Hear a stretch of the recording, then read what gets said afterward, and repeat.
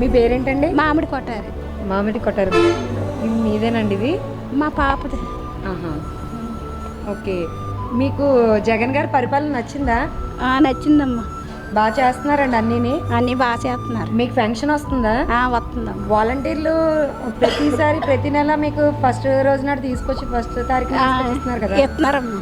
మీకు అది బాగుందా, లేకపోతే ఇదివరకు లాగా పంచాయతీ బోర్డుకి వెళ్ళి నిలబడి తీసుకోవడం నచ్చిందా? ఇదే బాగుంది. ఇదే నచ్చిందండి. ఇప్పుడు మీకు వేణుగారిని ఇక్కడ ఎమ్మెల్యేగా నిలబెట్టారు, ఆయన కోటేస్తారా? వేస్తాం. ఓకే. చెప్పండి అన్న, మీ పేరన్నా? నా పేరు ఏలూరి సత్య శ్రీనివాస్. ఎట్లా ఉందండి జగన్మోహన్ రెడ్డి గారి పరిపాలన ఏ విధంగా ఉంది? బాగుంది, చాలా బాగుంది. ఎందుకంటే బుచ్చి చౌదరి చాలా సీనియర్ కదా, గతంలో 2 సార్లు ఎమ్మెల్యేగా చేస్తున్నారు. ఆయన ద్వారాగా మాకు మనశ్శాంతిగా అనిపించలేదు, తృప్తి అనిపించలేదు.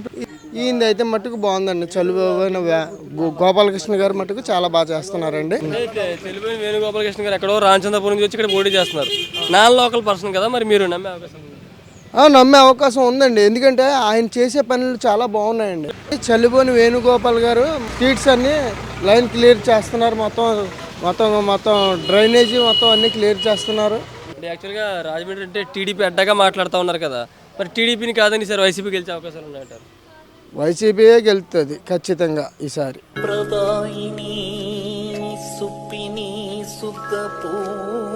ఒకటి